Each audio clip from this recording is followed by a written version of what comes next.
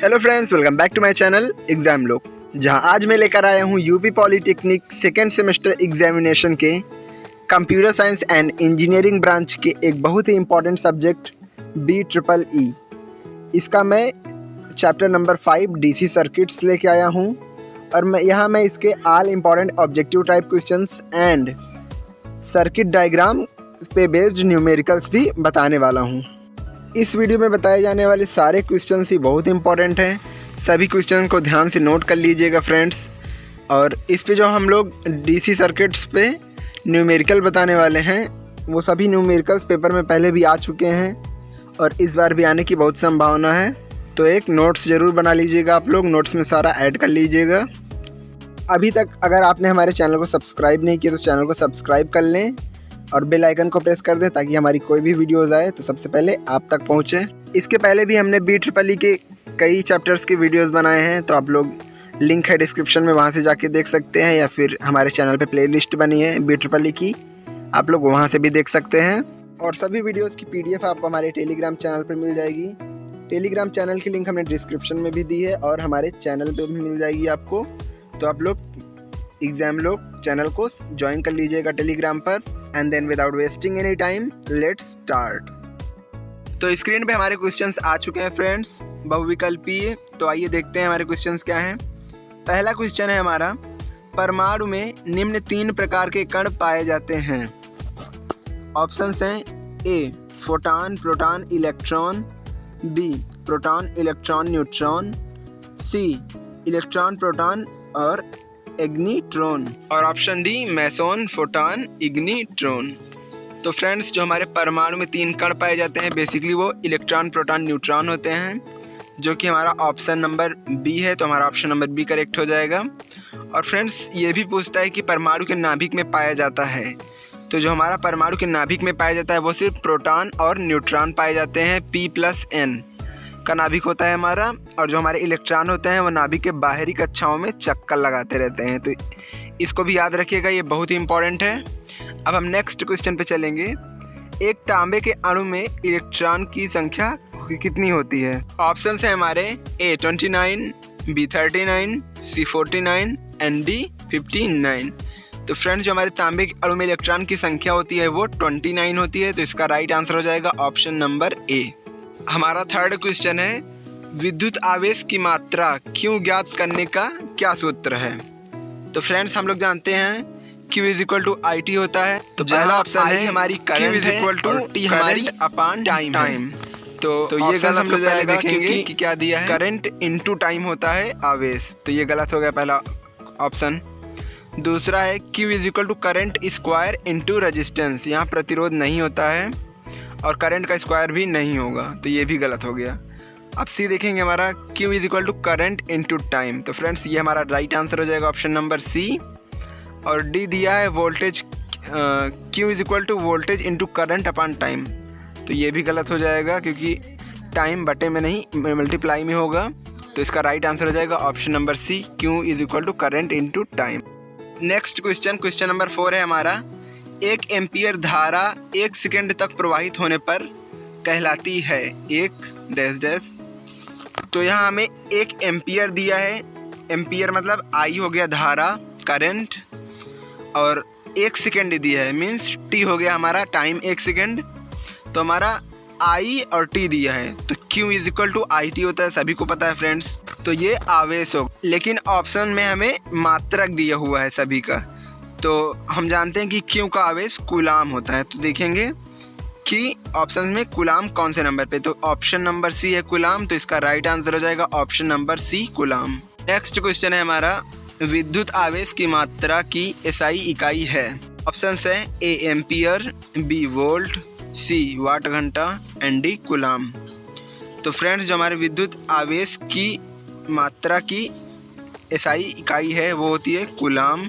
इसका right answer हो जाएगा friends option number D, coulomb. Next है, जब विद्युत धारा पृथ्वी की ओर प्रवाहित होती है तो वस्तु का विभव होता है धनात्मक, ऋणात्मक, शून्य या फिर अनंत। तो फ्रेंड्स, जब विद्युत धारा पृथ्वी की ओर प्रवाहित होती है तो वस्तु का जो विभव होता है, पोटेंशियल होता है, वो धनात्मक होता है, पॉजिटिव होता है। तो इसका राइट आंसर हो जाएगा ऑप्शन नंबर ए, धनात्मक।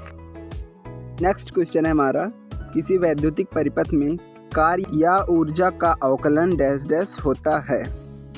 ऑप्शंस हैं W = V × C joule, W = IRC joule, W = VIE joule, या फिर W = I² RT जूल। तो फ्रेंड्स जो इसका राइट आंसर हो जाएगा ऑप्शन नंबर डी हो जाएगा, W = I² RT joule. Next question है, विभवांतर का मापन किया जाता है, मीन्स हम विभवांतर का मापन किससे करते हैं। ऑप्शंस हैं एमीटर द्वारा, B ओम मीटर द्वारा, C वोल्ट मीटर द्वारा, या फिर वॉट मीटर द्वारा। तो इसका राइट आंसर हो जाएगा friends option number C volt meter द्वारा। और जो ऑप्शन नंबर ए है एमीटर, उससे हम करंट को मापते हैं, मापन करते हैं। नेक्स्ट है, प्रतिरोध की इकाई होती है, मीन्स प्रतिरोध का मात्रक क्या होता है। ऑप्शन है हमारे A mho, B volt, C ohm and D ampere. तो जो हमारा म्यो होता है वो हमारा चालकता की इकाई होती है, और ओम जो होता है हमारा वो प्रतिरोध की इकाई होती है, और जो हमारा एम्पियर है वो करंट, धारा की इकाई होती है। तो इस क्वेश्चन का राइट आंसर हो जाएगा ऑप्शन नंबर C ओम। नेक्स्ट क्वेश्चन में पूछा है, किसी चालक का प्रतिरोध बढ़ता है जब, ऑप्शन है उसकी लंबाई बढ़ा दी जाती है, उसकी लंबाई एवं कटाक्ष क्षेत्रफल बढ़ा दिया जाता है, उसका कटाक्ष क्षेत्रफल बढ़ा दिया जाता है, या फिर उसकी लंबाई घटा दी जाती है। तो जो हमारा प्रतिरोध का फार्मूला होता है फ्रेंड्स वो होता है R = ρL/A, जिसमें जो प्रतिरोध होता है वो लंबाई की डायरेक्ट प्रोपोर्शनल में होता है, और कटाक्ष क्षेत्रफल R = 1/A होता है। इसका मतलब है चालक के प्रतिरोधकता बढ़ाने के लिए हम लंबाई को बढ़ा देंगे और कटाक्ष क्षेत्रफल को घटा देंगे। तो इसका राइट आंसर हो जाएगा ऑप्शन नंबर ए, उसकी लंबाई बढ़ा दी जाती है। नेक्स्ट है, वैद्युतिक परिपथ में प्रतिरोधक का प्रयोग किया जाता है। ऑप्शन है धारा के प्रवाह को रोकने के लिए, धारा के प्रवाह को बढ़ाने के लिए, धारा के प्रवाह को घटाने के लिए, उपरोक्त में से कोई नहीं। तो फ्रेंड्स ये एकदम बेसिक सा क्वेश्चन है। हम सभी जानते हैं कि जो प्रतिरोध होता है उसका यूज हम लोग करंट को फ्लो को रोकने के लिए करते हैं, मीन्स धारा के प्रवाह को रोकने के लिए करते हैं। तो इसका राइट आंसर हो जाएगा ऑप्शन नंबर ए, धारा के प्रवाह को रोकने के लिए। नेक्स्ट क्वेश्चन है, स्विच बंद करने पर वोल्ट मीटर के संकेत का क्या होगा। तो फ्रेंड्स हमें यहाँ दो प्रतिरोध दिए हुए हैं, R1 और R2। तो अगर हमारा स्विच बंद होगा तो प्रतिरोध R2 भी इसमें ज्वाइंट हो जाएगा, और हम जानते हैं V = I × R, और यहाँ अगर हम R का मान निकालेंगे तो हो जाएगा R = V/I। तो यहाँ हम देख सकते हैं कि R is direct proportional to V है। इसका मतलब है कि यदि हमारा प्रतिरोध बढ़ रहा है तो हमारा वोल्टेज भी बढ़ जाएगा। तो यदि हम स्विच को बंद कर देंगे तो उसमें एक और प्रतिरोध ऐड हो जाएगा, और प्रतिरोध का मान ज़्यादा होने के कारण जो हमारा वोल्टेज है वो भी बढ़ जाएगा। तो इसका राइट आंसर हो जाएगा ऑप्शन नंबर ए, बढ़ता है। इसके बाद नेक्स्ट क्वेश्चन है, किरचॉफ का नियम है। ऑप्शन है हमारे ए विद्युत धारा नियम, बी वोल्टेज नियम, सी ए और बी दोनों, एंड डी इनमें से कोई नहीं। तो फ्रेंड्स जो हमारा किरचॉफ है वैज्ञानिक, उन्होंने दो नियम दिया है। एक हमारा धारा का नियम हो गया जिसे हम लोग KCL कहते हैं, और एक हमारा हो गया वोल्टेज नियम जिसे हम लोग KVL बोलते हैं। KCL को हम लोग किरचॉफ्स करंट लॉ कहते हैं, और KVL को हम लोग किरचॉफ्स वोल्टेज लॉ कहते हैं। तो इस क्वेश्चन का राइट आंसर हो जाएगा फ्रेंड्स ऑप्शन नंबर सी, ए और बी दोनों। नेक्स्ट है, कौन सा नियम बताता है कि किसी जोड़ पर मिलने वाली सभी धाराओं का योग शून्य के बराबर होता है। ऑप्शन है हमारे ए ओम का नियम, बी किरचॉफ का प्रथम नियम, सी किरचॉफ का द्वितीय नियम, या फिर डी कूलाम का नियम। तो फ्रेंड्स जो इसका राइट आंसर हो जाएगा वो हो जाएगा ऑप्शन नंबर बी, किरचॉफ का प्रथम नियम, जिसे हम लोग KCL या फिर किरचॉफ का धारा नियम या फिर किरचॉफ की संधि का नियम भी बोलते हैं। बेसिकली फ्रेंड्स इसमें क्या होता है कि किसी संधि पर या फिर जॉइंट या फिर पॉइंट पर आने वाली धाराओं का योग या फिर उस पॉइंट से जाने वाली धाराओं का जो योग होता है, बीजगणितीय योग होता है, वो शून्य के बराबर होता है। और इसको हम लोग sigma I is equal to 0 भी लिखते हैं। हमारा नेक्स्ट क्वेश्चन है, कौन सा नियम बताता है कि प्रत्येक बंद परिपथ में सभी वोल्टेज ड्रॉप का योग 0 के बराबर होता है? ऑप्शंस वही हैं, ओम का नियम, किरचॉफ का प्रथम नियम, किरचॉफ का द्वितीय नियम या फिर कूलाम का नियम। तो फ्रेंड्स इसका राइट आंसर हो जाएगा ऑप्शन नंबर सी, किरचॉफ का द्वितीय नियम।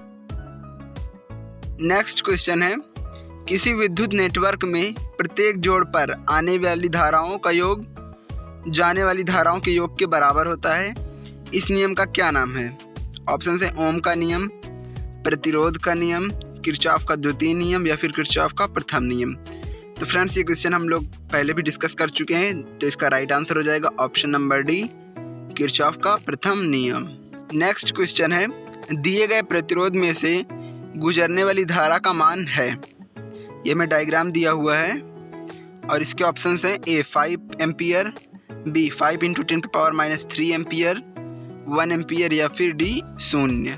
तो फ्रेंड्स आप लोग देख सकते हैं फिगर में कि जो हमारा स्विच है वो खुला हुआ है, तो हमारा स्विच ही खुला है तो इसमें करंट नहीं फ्लो होगी, तो इसका राइट आंसर हो जाएगा ऑप्शन नंबर डी 0।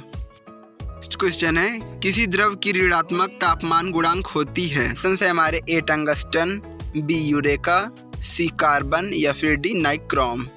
तो फ्रेंड्स इसका राइट आंसर हो जाएगा ऑप्शन नंबर सी, कार्बन, क्योंकि जो कार्बन होता है वो ऋणात्मक तापमान गुणांक की प्रकृति का होता है।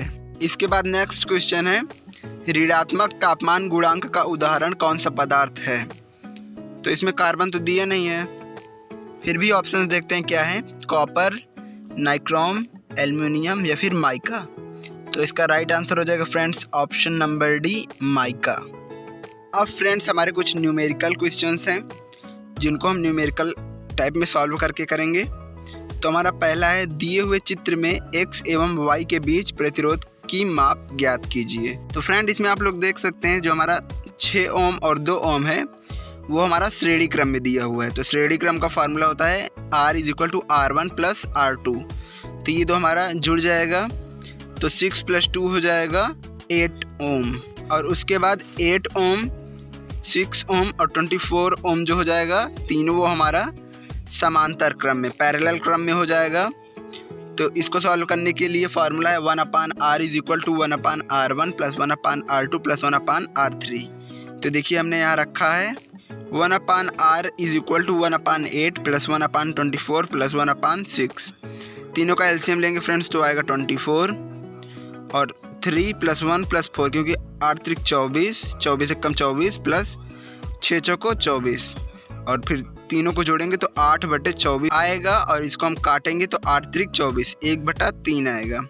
तो ये हमारा 1/R का मान है, और यहीं हम अगर R का मान निकालेंगे तो वो 3 ओम आएगा। तो इसका राइट आंसर हो जाएगा ऑप्शन नंबर बी, 3 ओम। नेक्स्ट क्वेश्चन है, दिए गए चित्र के द्विआपूर्ति से प्रतिरोध से होकर धारा ज्ञात कीजिए। फिगर हमारा दिया हुआ है, R एक प्रतिरोध है, एक सिरे पर +3 वोल्ट है और दूसरे सिरे पर -2 वोल्ट है। तो आइए देखते हैं इसको कैसे सॉल्व करेंगे हम लोग। पहले हम लोग प्रतिरोध के सिरों पर विभवांतर निकालेंगे, तो हो जाएगा V = V1 - V2। तो 3 वोल्ट माइनस और V2 है -2 वोल्ट, तो टोटल V हो जाएगा 5 वोल्ट। और यह हमारा प्रतिरोध है R = 5 ओम, और यदि हम धारा I का मान निकालेंगे तो हो जाएगा I = V/R। यहाँ हमें V का मान भी 5 दिया है और R का मान भी 5 दिया है, तो ये कट के आ जाएगा हमारा 1 एम्पियर धारा। तो इसका राइट आंसर हो जाएगा ऑप्शन नंबर बी, 1 एम्पियर। और फ्रेंड्स अब इसके बाद हमारा आज के वीडियो का लास्ट क्वेश्चन है, चित्र में प्रदर्शित परिपथ का तुल्यांकीय प्रतिरोधक ज्ञात कीजिए। तो हमें यहाँ 3 प्रतिरोध दिए हुए हैं, R1, R2, R3। R1 है 10 ओम का, R2 है 5 ओम का और R3 है 2 ओम का, और ये तीनों पैरेलल कॉम्बिनेशन मीन्स समांतर क्रम में जुड़े हुए हैं। तो चलिए इस क्वेश्चन को भी सॉल्व करते हैं। यहाँ तीनों प्रतिरोधों को समांतर क्रम में जोड़ा गया है, और हमारा समांतर क्रम का फार्मूला होता है 1/R = 1/R1 + 1/R2 + 1/R3। तो हम तीनों को ऐड करेंगे तो 1/10 + 1/5 + 1/2 हो जाएगा। इसका हम लोग एलसीएम निकालेंगे तो 10 आएगा, और फिर 10 × 1 = 10 + 5 × 2 = 10 और 5 × 2 = 10 हो जाएगा। तो इसको अगर हम लोग जोड़ेंगे तो आएगा 1/r इज इक्वल टू 8/10, और हम लोग r का मान निकालेंगे तो आ जाएगा 10/8। तो इसको हम काटेंगे तो इज इक्वल टू में आएगा 1.25 ओम, 1.25 ओम। तो इसका राइट आंसर हो जाएगा फ्रेंड्स ऑप्शन नंबर सी, 1.25 ओम। तो फ्रेंड्स इसी के साथ आज के हमारे सभी क्वेश्चंस ख़त्म होते हैं यहीं पर। आई होप आप लोग को सभी क्वेश्चन समझ में आया हो। जो क्वेश्चन समझ में ना आया हो आप लोग कमेंट में पूछ लीजिएगा, मैं उसको आपको बता दूंगा। I hope you like my videos. If you like then please give a thumbs up and don't forget to subscribe to my channel. Also share with your friends and classmates. Also my all social media channel links and my all videos link in my description box. PDFs are also available on my Telegram channel. So go and download now. तो मिलते हैं next video में, तब तक के लिए हंसते रहिए, मुस्कुराते रहिए, लेकिन पढ़ते ज़रूर रहिए। तो जल्द मिलते हैं नेक्स्ट वीडियो में, तब तक के लिए वीडियो देखने के लिए धन्यवाद। And in English, thanks for watching.